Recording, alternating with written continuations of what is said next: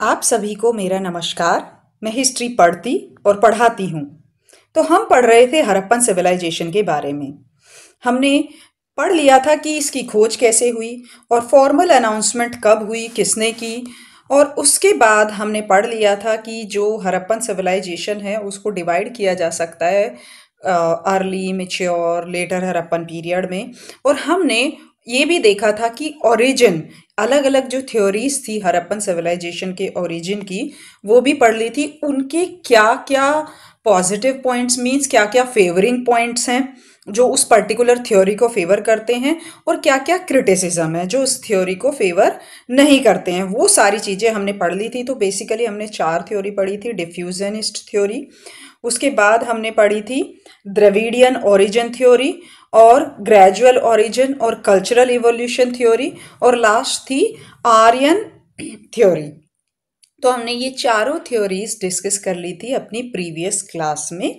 और आज हम पढ़ने जा रहे हैं, और इनमें से जो सबसे ज़्यादा एक्सेप्टेबल थ्योरी थी वो थी थ्योरी ऑफ ग्रेजुअल इवोल्यूशन, यानी ग्रेजुअली इवॉल्व हुई जो सोसाइटी थी या लोग थे नियोलिथिक एज से, और फिर धीरे धीरे ये सिटीज़, पहली सिटीज़ ये इंडियन सब कॉन्टिनेंट में डेवलप हुई।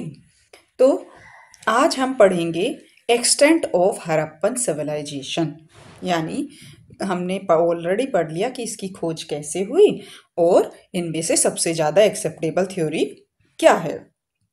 अब हम एक्सटेंट पढ़ लेते हैं, किस किस एरिया में, कहाँ कहाँ पर ये हड़प्पन सिविलाइजेशन फैली हुई थी। तो बेसिकली जो ये नॉर्थ वेस्टर्न एरिया है, ये वाला जो एरिया है पूरा, गुजरात, राजस्थान, पंजाब, ये वाले एरिया में हड़प्पन सिविलाइजेशन या पहली जो अर्लीस्ट सिटीज़ जो थी इंडियन सब कॉन्टिनेंट की, उनका जन्म हुआ।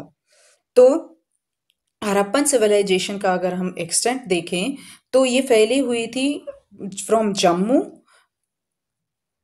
From Jammu in north to Narmada in south, यानी जम्मू नॉर्थ में, जम्मू से लेकर साउथ में नर्मदा वैली तक ये इनकी साइट्स जो हैं, या हड़प्पन सिविलाइजेशन जो है उसका ये एरिया था। इसी के साथ साथ बलूचिस्तान में, बलूचिस्तान ये वाला जो एरिया है ये है बलूचिस्तान।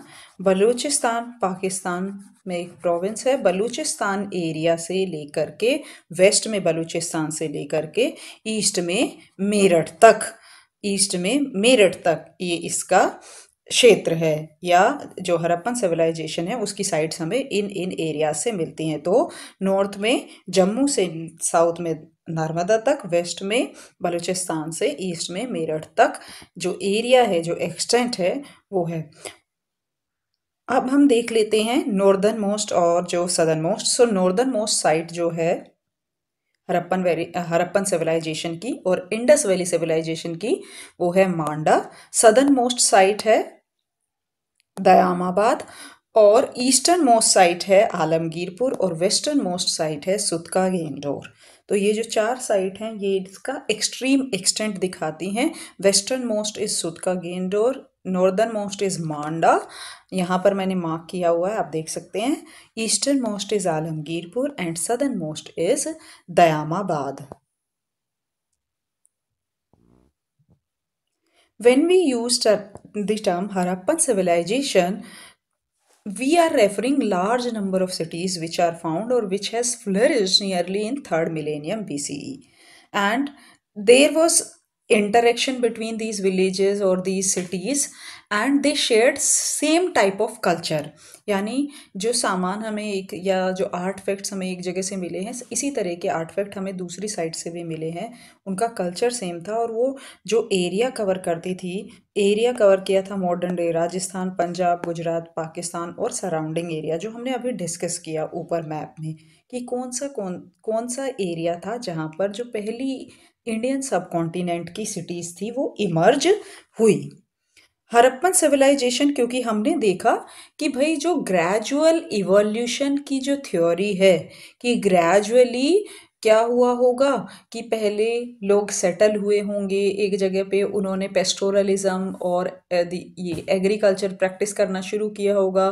धीरे धीरे वो सरप्लस प्रोडक्शन करने लगे होंगे, सरप्लस प्रोडक्शन करने लगे होंगे तो इससे कुछ लोग क्या होंगे कि जब सरप्लस प्रोड्यूस होगा तो अब उनको खाना जुटाने में उतना मतलब बहुत ज़्यादा टाइम इन्वेस्ट नहीं करना पड़ेगा, तो कुछ लोगों के पास टाइम होगा, वो कुछ क्राफ्ट फॉलो करना शुरू कर देंगे। धीरे धीरे वो क्राफ्ट स्पेशलाइजेशन हो जाएगा, बड़े विलेज डेवलप हो जाएंगे और इसी तरह धीरे धीरे नए टाउन्स डेवलप हो जाएंगे। तो ये वाली थ्योरी हमने देखी थी कि ये मोस्ट एक्सेप्टेबल थी। इसी तरीके से हड़प्पन सिविलाइजेशन जो है, हड़प्पन सिटीज़ जो हैं, वो एक बहुत लंबे समय से चले आ रहे परिवर्तन का प्रतीक रही। यानी पहले नोमेडिक पीपल होंगे, फिर सेमी नोमेडिक, फिर उन्होंने एग्रीकल्चर प्रैक्टिस करना शुरू किया होगा, सरप्लस प्रोड्यूस करना शुरू किया होगा और इस तरीके से धीरे धीरे धीरे ये एक सिविलाइजेशन का डेवलपमेंट हुआ होगा।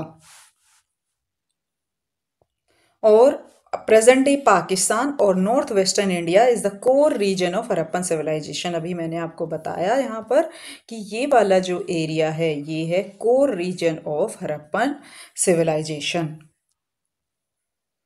और हम जो इस सिविलाइजेशन की बिगनिंग की कोई एक डेट निर्धारित नहीं कर सकते, क्योंकि ये कल्चर है और ये इसके लिए सभी साइट्स के लिए एक डेट फिक्स करना बहुत ही ये मान लीजिए मुश्किल टास्क है, क्योंकि जो ये धीरे धीरे इवोल्यूशन हुआ, धीरे धीरे एग्रीकल्चरल प्रैक्टिस शुरू हुई होंगी, टाउन्स स्मॉल विलेज बने होंगे, फिर बिगर विलेज में डेवलप हुए होंगे, फिर टाउन्स बने होंगे। तो हर एक साइट को हम ये नहीं कह सकते कि ये फिक्स एट 3000 BCE या 3500 BCE में ये शुरू हो गया होगा यहाँ पर एग्रीकल्चर या ऐसा।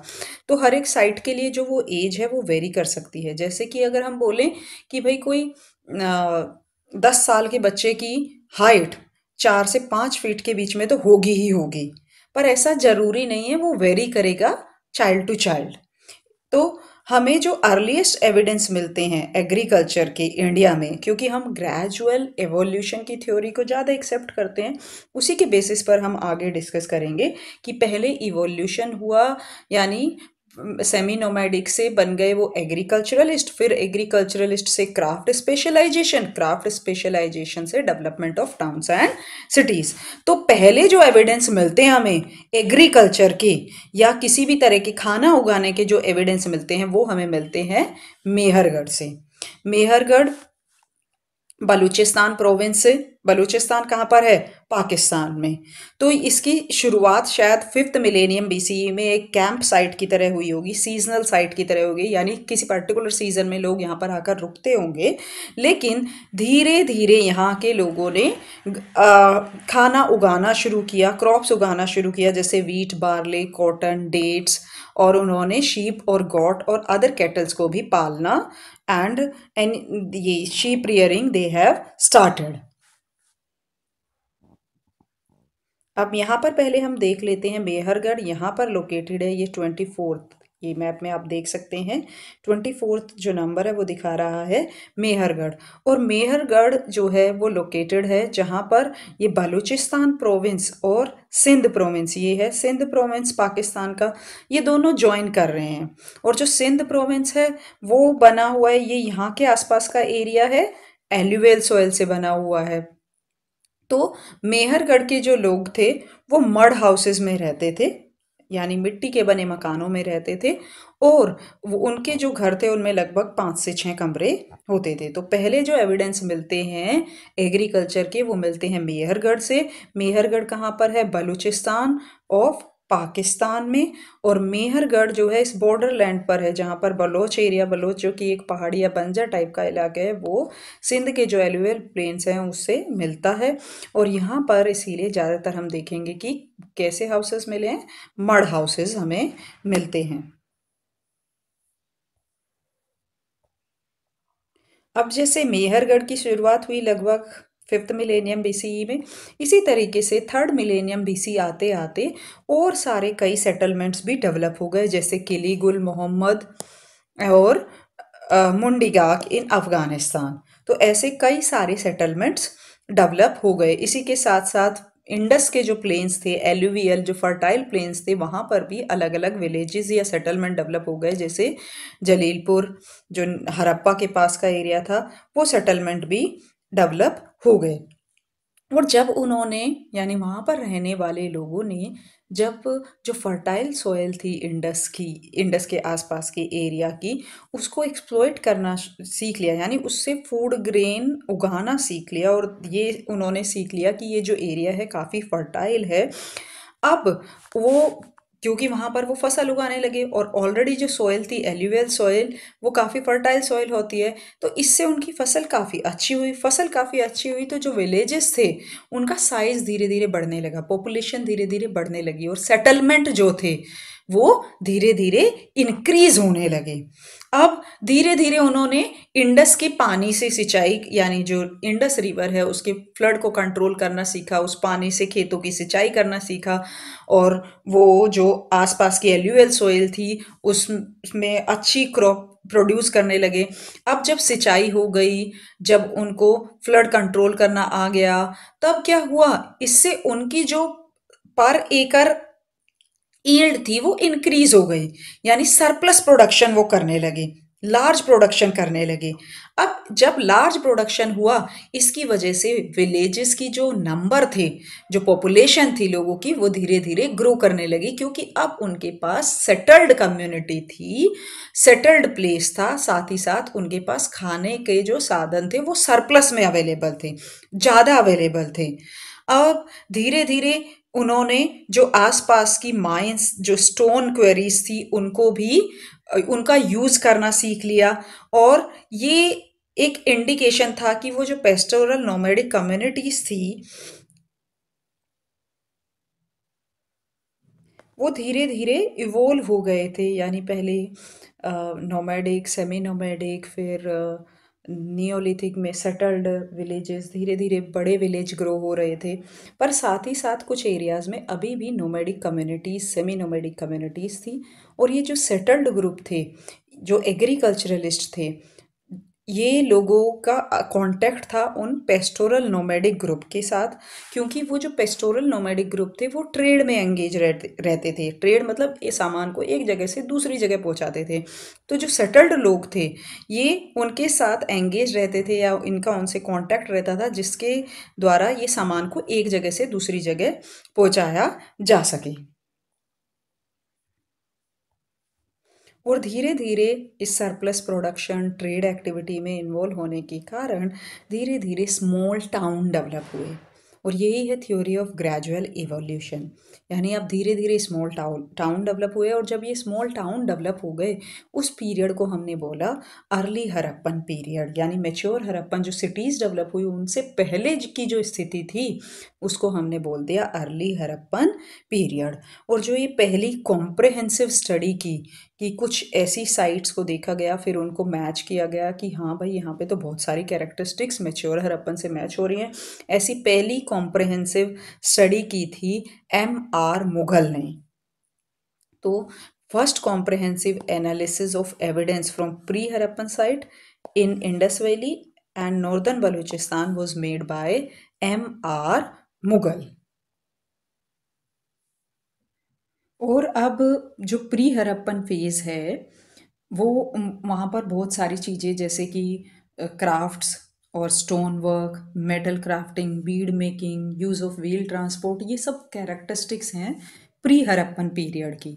इसी के साथ साथ जो रॉ मटेरियल यूज़ हुआ क्राफ्ट्स के लिए, बीड मेकिंग के लिए, या फिर मेटल्स जो यूज़ हुए, वो ऑलमोस्ट प्री हड़प्पन और हड़प्पन दोनों के लिए ऑलमोस्ट सेम रहे, एक्सेप्ट जेडे। जेडे जो कि प्री हड़प्पन या अर्ली हड़प्पन पीरियड में एब्सेंट था या यूज़ नहीं किया जाता था। तो ज़्यादातर हम ये मानेंगे, क्योंकि ये अर्ली हड़प्पन पीरियड है ना, तो ये यानी हड़प्पन के स्टार्ट होने से पहले का समय है, उसकी कैरेक्टरिस्टिक्स हैं। हालांकि ज़्यादातर कैरेक्टरिस्टिक्स मैच करती हैं मैच्योर हड़प्पन पीरियड से। और लेकिन हम ये नहीं कह सकते कि जितने भी हड़प्पन साइट्स हैं, या जितने भी इंडस वैली सिविलाइजेशन की साइट हैं, सब पर प्री हड़प्पन पीरियड या अर्ली हड़प्पन पीरियड रहा ही होगा, या मैच्योर या लेटर हड़प्पन पीरियड रहा ही होगा। ये भी वेरी करेगा साइट टू साइट।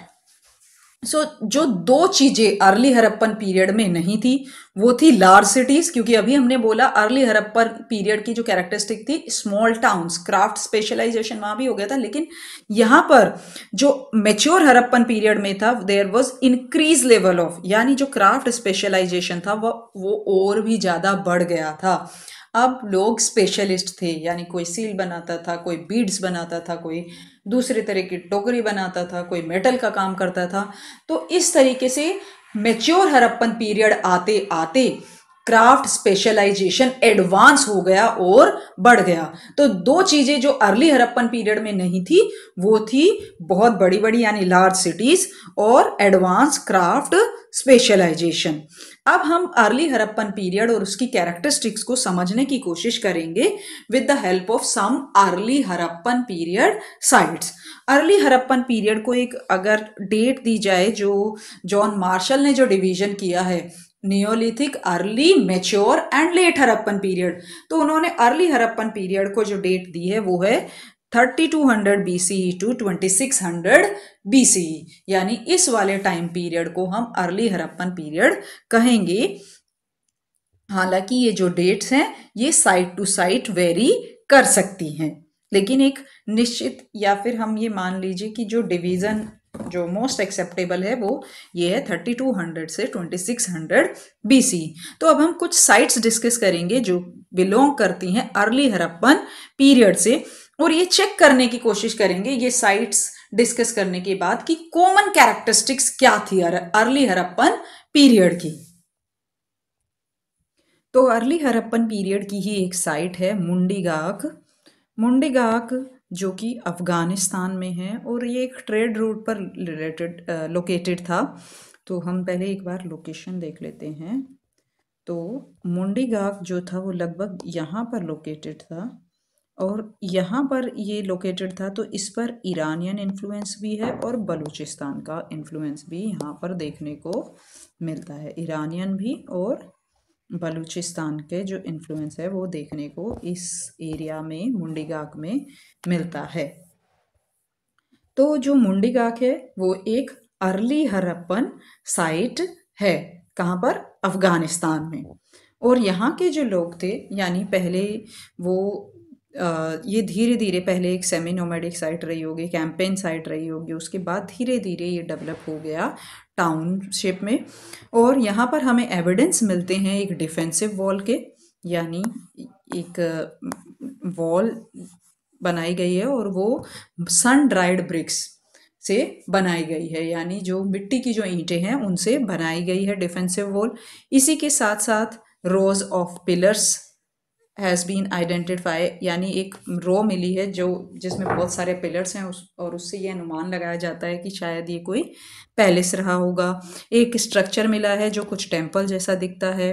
पॉटरीज मिली हैं बहुत सारी इस प्लेस से, और साथ ही साथ जो पोट्रीज है उन पर जो डेकोरेशन की गई थी, बर्ड्स, उस पर बर्ड्स बनाए हुए, आइबेक्स बनाए हुए, बुल बनाए हुए, पीपल ट्री या पीपल लीव्स बनाई हुई हैं।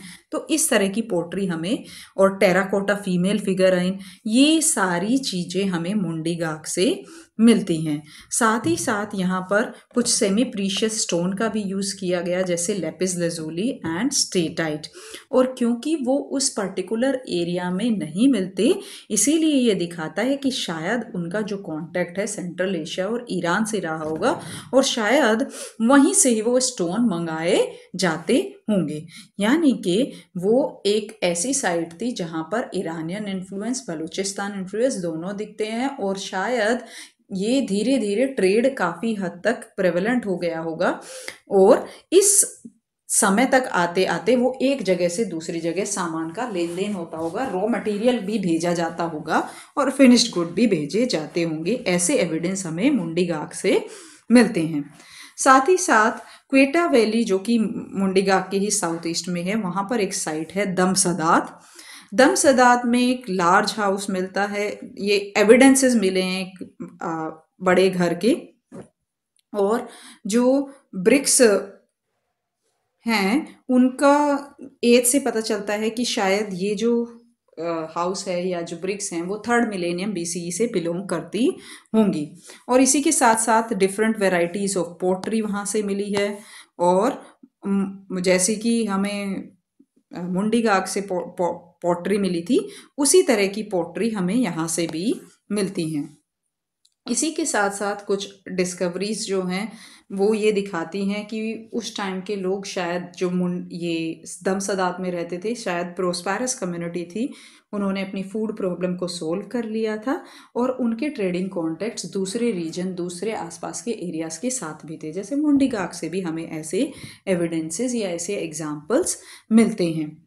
अब इसी के साथ साथ 2 और साइट्स जो हम डिस्कस करेंगे वो है राना घुंडई और पिरानो घुंडई। तो राना घुंडई जो है वहाँ पर भी अलग अलग तरह variety of pottery has been found, painted pottery. और वहाँ पर जो पोट्री है उस पर हमें देखने को मिलता है हम्प्ड बुल, ब्लैक कलर में हम्प्ड बुल को पेंट किया गया है पोट्री पर। इस तरह की पोट्री हमें राना घुंडई से मिलती है। पिरानो घुंडई से फीमेल फिगराइन, यानी एक अलग ही तरह की फीमेल फिगराइन पिरियानो घुंडई से मिलते हैं। तो ये तो हमारा हो गया अफगानिस्तान में, ये सदर्न अफगानिस्तान और क्वेटा वैली में जो साइट्स मिली हैं अर्ली हड़प्पन पीरियड की कौन कौन सी मिली हैं। तो हमने अभी तक डिस्कस किया, मेहरगढ़ से शुरुआत हुई, मुंडीगाग अफगानिस्तान में, क्वेटा वैली में दमसदाद, राना घुंडई और पिरानो घुंडई। अब हम देख लेते हैं सेंट्रल एंड सदर्न बलूचिस्तान में जो साइट्स मिली है और वहां पर क्या क्या एविडेंसेस मिले हैं। तो सेंट्रल एंड सदर्न बलूचिस्तान में हमें साइट्स मिलती हैं जैसे कि अंजीरा, तोगावा, निदोवरी और बालाकोट, जिससे हमें हड़प्पन, अर्ली हड़प्पन पीरियड के इन पर्टिकुलर साइट अंजीरा, तोगावा, निदोवारा और बालाकोट जो कि बलूचिस्तान में है, वहाँ से हमें अर्ली हड़प्पन पीरियड के एविडेंसेस मिलते हैं। तो बालाकोट में हमें लार्ज बिल्डिंग्स के रिमेन मिले हैं। साथ ही साथ जो साइट है बालाकोट, वहाँ पर हमें ये भी एविडेंस मिलता है कि जो यहाँ के अर्लीस्ट इनहेबिटेंट्स यानी अर्लीस्ट जो लोग यहाँ पर रह रहे होंगे उनके कॉन्टेक्ट पर्शियन गल्फ के एरिया से रहे होंगे और वो उसी तरह की पोट्री बालाकोट में यूज़ हो रही थी जिस तरह की पोट्री बाकी के जो विलेजेस थे बलूचिस्तान में वहाँ पर यूज़ हो रही थी। लेकिन धीरे धीरे हमें उस पोट्री पर जो इंडस के जो लोग रहे होंगे, जैसे कि हम ये मैप में देख लेते हैं, तो यहाँ पर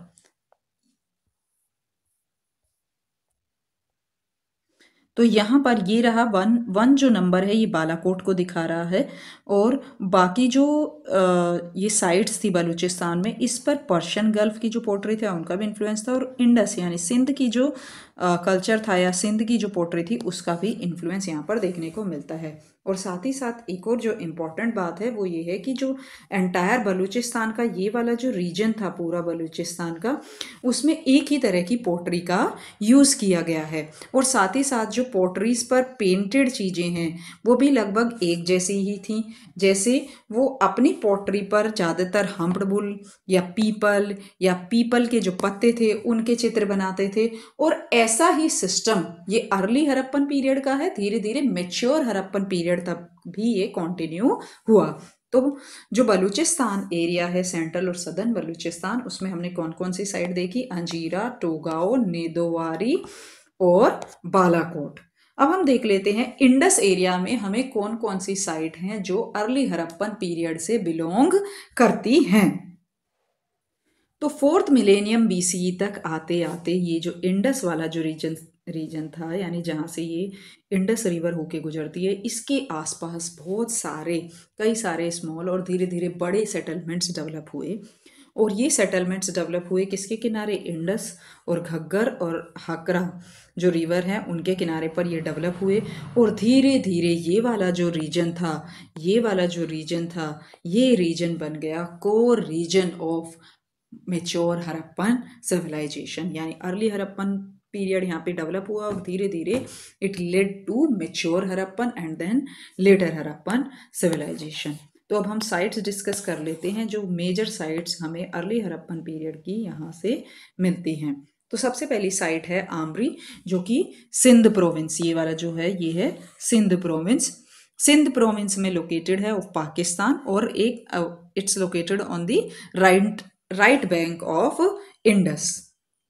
और यहाँ से हमें अर्ली और मैच्योर हड़प्पन पीरियड दोनों के ही एविडेंसेस मिलते हैं।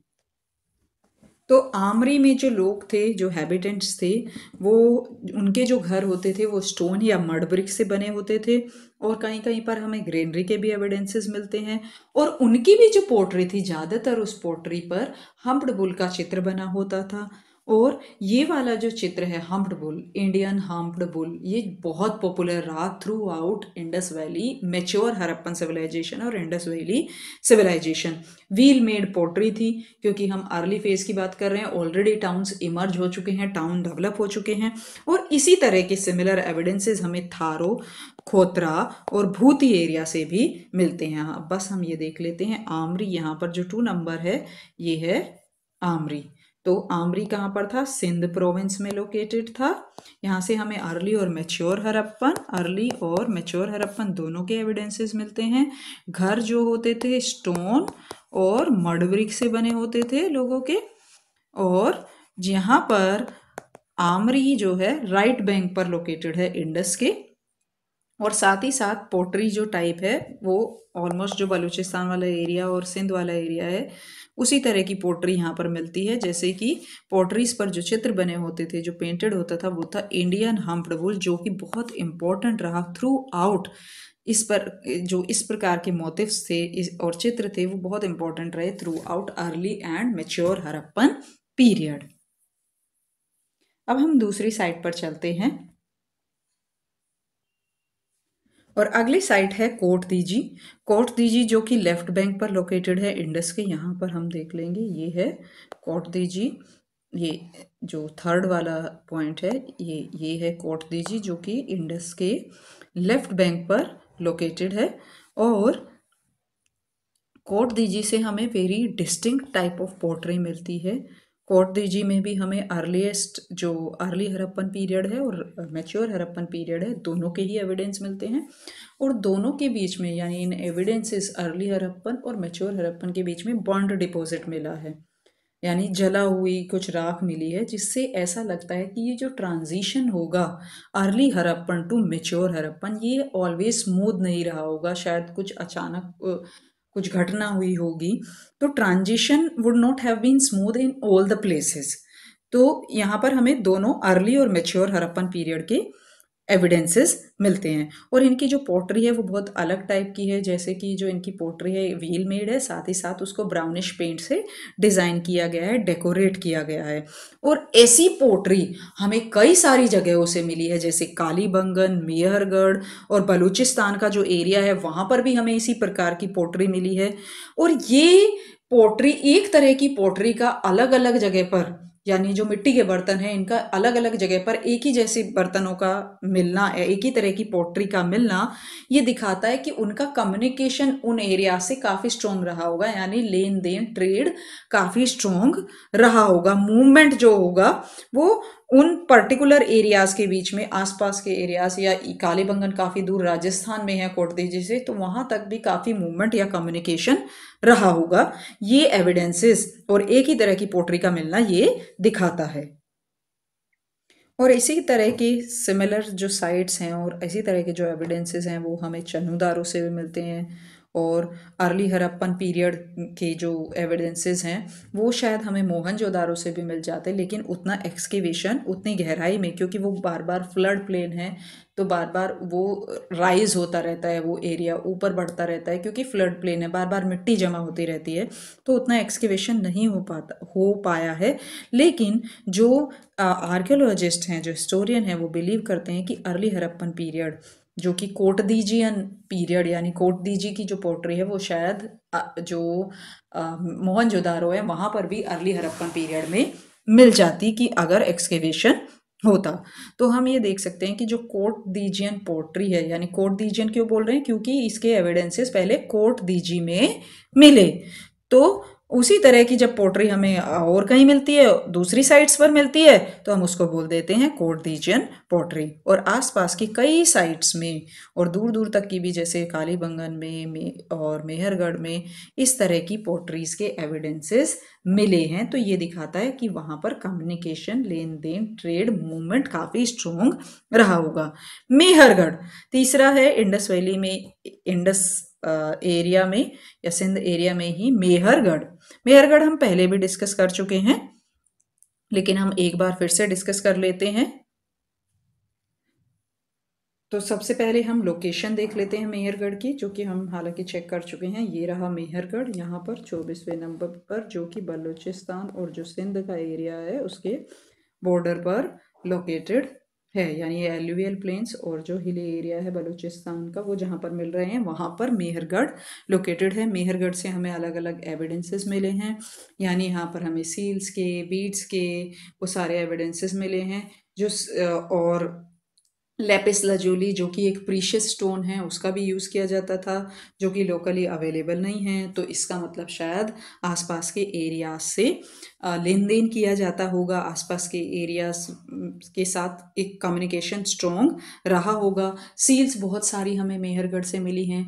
सील्स का शायद यूज़ किया जाता होगा क्वालिटी चेकअप के लिए, या जो गुड्स है उनकी क्वालिटी को मतलब उनकी क्वालिटी का एक सिंबल होते होंगी सील्स। जैसे अभी प्रेजेंट में ब्रांड होते हैं और अलग अलग ब्रांड अपनी अलग अलग क्वालिटी को प्रमोट करते हैं, अलग अलग चीज़ों को प्रमोट करते हैं। इसी तरीके से शायद सील्स का यूज़ होता होगा, जो क्वालिटी है सामान की उसको बनाए रखने के लिए, ये दिखाने के लिए कि भाई ये पर्टिकुलर सील मतलब कि ये particular quality of the goods. और साथ ही साथ जो पोट्री है उस पर अलग अलग तरह के डिज़ाइन बनाए हुए हैं। टेराकोटा से बनी हुई फिगर्स मिली हैं, और ये सारी चीज़ें, और जो पोट्री है उस पर ईरानियन इन्फ्लुएंस भी है। साथ ही साथ जो पोट्री दमसदाद और क्वेटा वैली में यूज़ हुई है उनका भी इन्फ्लुएंस है। तो ये सब दिखाता है कि आसपास के एरियाज़ के साथ काफ़ी मूवमेंट रहा होगा, काफ़ी क्लोज इंटरेक्शन रहा। अगली जो साइट है हमारी वो है रहमान ढेरी। जो रहमान ढेरी जो साइट है, यहाँ पर आप मैप में लोकेशन देख सकते हैं। ये रहमान ढेरी यहाँ पर 28 वाला जो पार्ट है ये है, यानी ये इधर पंजाब प्रोविंस ऑफ पाकिस्तान में लोकेटेड है रहमान ढेरी। और यहाँ पर भी हमें अर्ली इंडस टाउनशिप के एविडेंस मिलते हैं। यहाँ पर हमें प्लान्ड स्ट्रीट और प्लान्ड फैशन में जो लेन्स हैं वो दिखती हैं। साथ ही साथ डिफेंसिव वॉल के भी यहाँ पर एविडेंस मिलते हैं। बीड्स मिलते हैं, टर्कोइज और लेपिस लजोली, जो कि सेंट्रल एशिया से शायद मंगाया जाता होगा। साथ ही साथ जो पोट्री ट्रेडिशन है वो पहले इंडिपेंडेंट था, यानी जो पोट्री थी वहाँ की ओरिजिनल पोट्री यानी नेटिव पोट्री जो बनाई जाती थी, लेकिन धीरे धीरे उस पर कोट दीजी में जिस तरह की पोट्री बनती थी, जिस तरह के चित्र या जिस तरह की डेकोरेशन, जैसे सिंपल जो ब्राउनिश कलर था उससे डिज़ाइन बनाए जाते थे कोट दीजियन पोट्री में, तो उसी तरह की पोट्री धीरे धीरे हमें रहमान ढेरी में भी देखने को मिलती है। साथ ही हमें सील्स यहाँ से मिलती है, टूल्स मिलते हैं जो कि स्टोन, कॉपर, ब्रोंज के बने हुए हैं। और अब हम देखेंगे कि धीरे धीरे वो सारे एविडेंसेस मिल रहे हैं जो मैच्योर हड़प्पन पीरियड से मैच करेंगे, और धीरे धीरे ये कन्वर्ट हो जाएगा early Harappan period into mature Harappan period. अगली हमारी साइट है तरकाई केलान। तो तरकाई केलान जो है वहाँ पर हमें अलग अलग तरह के ग्रेन्स के एविडेंसेस मिलते हैं, जैसे wheat, barley, lentils, field bean, ये सब के एविडेंसेस वहाँ से मिलते हैं। टूल ऑफ हार्वेस्टिंग, यानी हार्वेस्ट करने के लिए जिन टूल्स का यूज़ किया जाता है वो भी हमें ये तरकाई केलान से मिलते हैं। साथ ही साथ ज़्यादातर जो टूल्स हैं, इसी के साथ साथ एक जो साइट है वहाँ पर एक साइट है लेवान, जहाँ से हमें स्टोन टूल्स मिलते हैं। क्योंकि अर्ली हड़प्पन पीरियड के जो लोग थे वो आयरन के बारे में तो जानते नहीं थे, हड़प्पन पीरियड में भी आयरन की नॉलेज नहीं थी, यानी लोहे की नॉलेज और उसके यूजेस की नॉलेज नहीं थी। तो उससे पहले के जो लोग थे लोहे के बारे में जानते नहीं थे, कॉपर का यूज़ भी बहुत रेयर था, बहुत कम था, इसलिए ज़्यादातर जो टूल्स हैं वो स्टोन के बने हुए हैं। और जो स्टोन है उसका यूज़ उसे भी आसपास के एरिया से मंगाया जाता था। लेवान जो कि एक फैक्ट्री साइट थी, वहाँ पर वो टूल्स को बनाया जाता था। और जिन एरियाज़ में वो पत्थर या वो टूल्स नहीं बनाए जाते थे वहाँ पर उनको सप्लाई किया जाता था। तो कम्युनिकेशन जो है अर्ली हड़प्पन पीरियड से ही काफ़ी स्ट्रॉन्ग रहा, मूवमेंट ऑफ गुड्स जो है काफ़ी स्ट्रॉन्ग रहा। साथ ही साथ एक और यहाँ पर लेपिस लजूली भी मिलता है, जो ये दिखाता है, लेपिस लजूली और उससे बनी चीज़ें ये दिखाती हैं कि भाई इनके भी कॉन्टैक्ट सेंट्रल एशिया से रहे होंगे। साथ ही साथ सराय खोला, जो कि वेस्टर्न पंजाब में लोकेटेड है, वहाँ से भी हमें अर्ली हड़प्पन पीरियड टाइम के एविडेंसेस मिलते हैं, और वहाँ पर भी जो पॉटरी यूज होती थी वो कोट दीजी टाइप पॉटरी का यूज किया जाता था।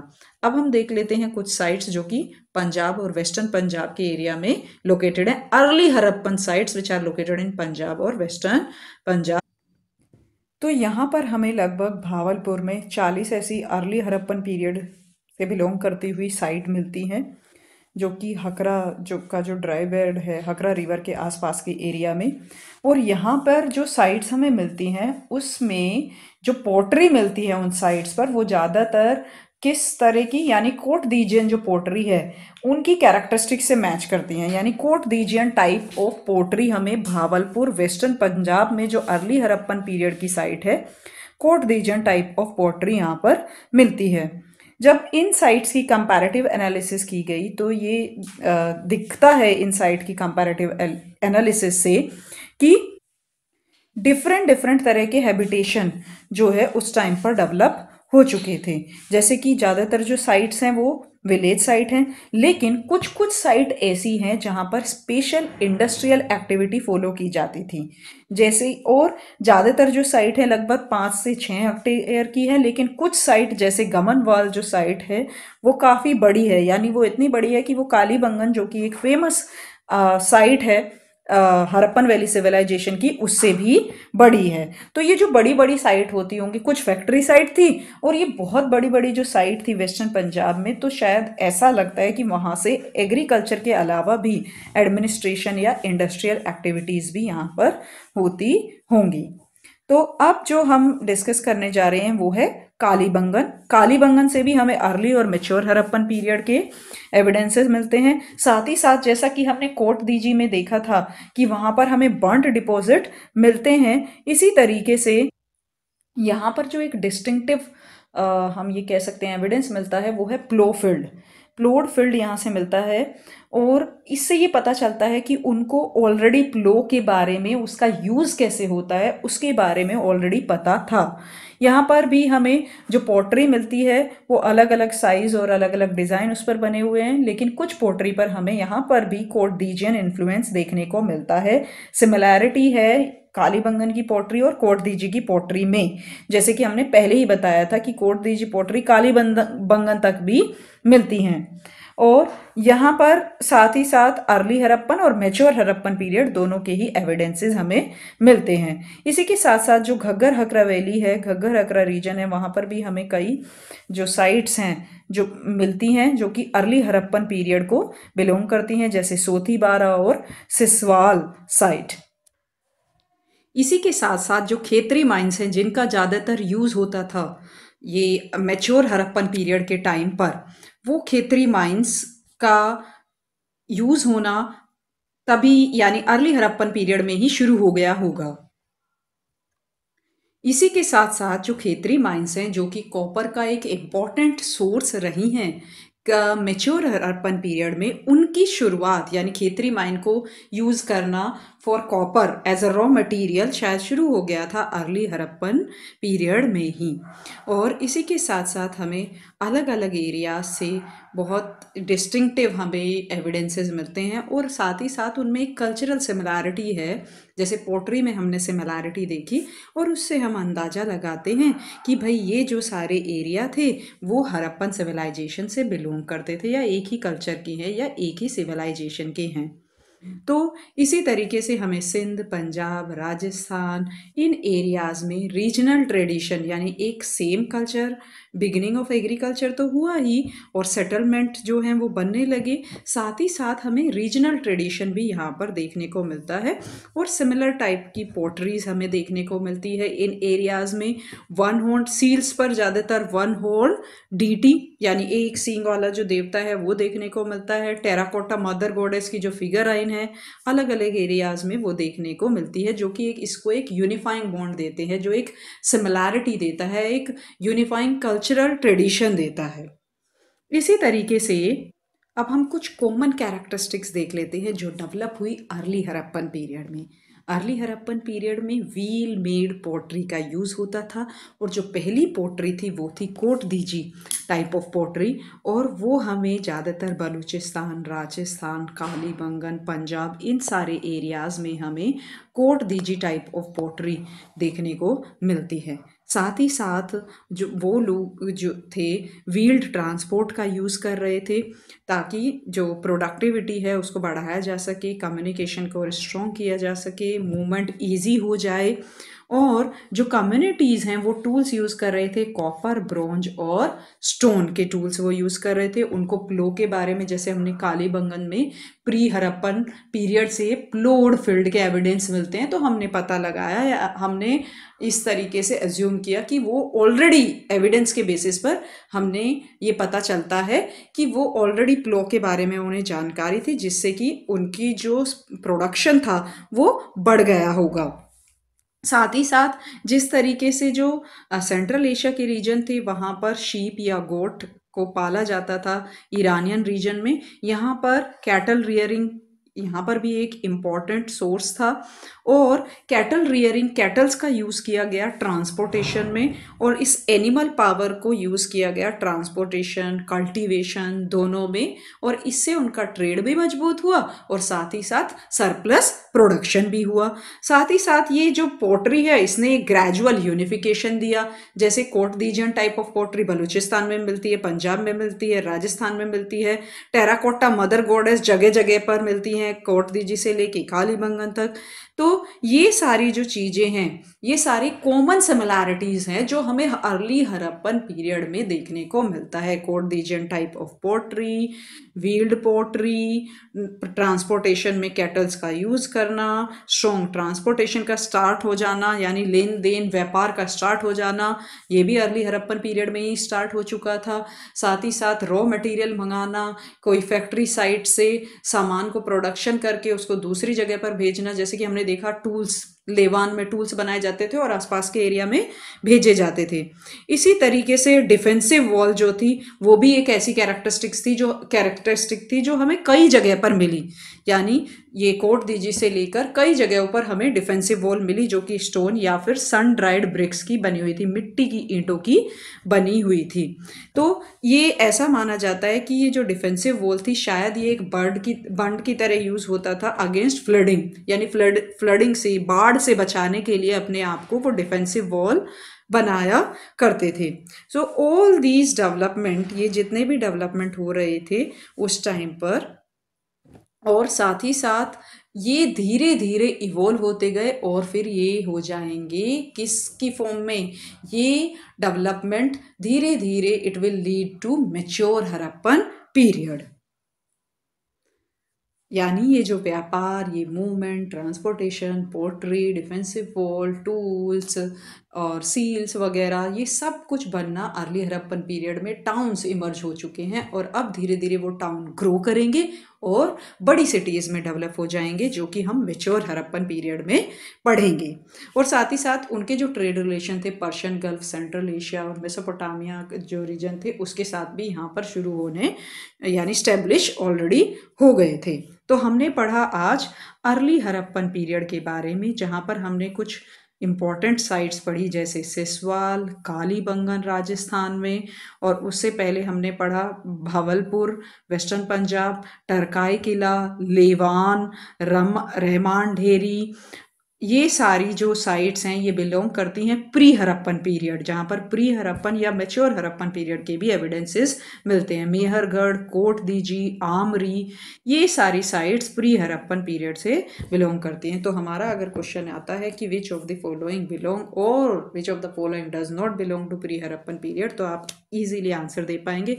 और अगर ये भी आ जाता है कि ये एरिया किस सिंध कि कौन सा, ये which of the following is not a site located in Sindh और इन बलूचिस्तान, आई होप आप इस तरह के आंसर भी कर पाएंगे। साथ ही साथ कौन सी साइट राइट बैंक पर है, कहाँ से हमें प्री हड़प्पन, मैच्योर हड़प्पन दोनों के एविडेंसेस मिले हैं।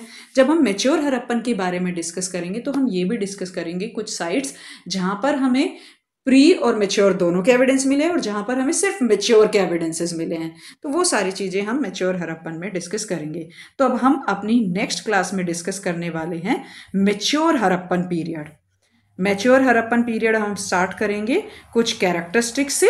उनकी कैरेक्टरिस्टिक्स डिस्कस करने के बाद हम डिस्कस करेंगे कुछ इंपॉर्टेंट साइट्स जो मैच्योर हड़प्पन पीरियड से बिलोंग करती हैं।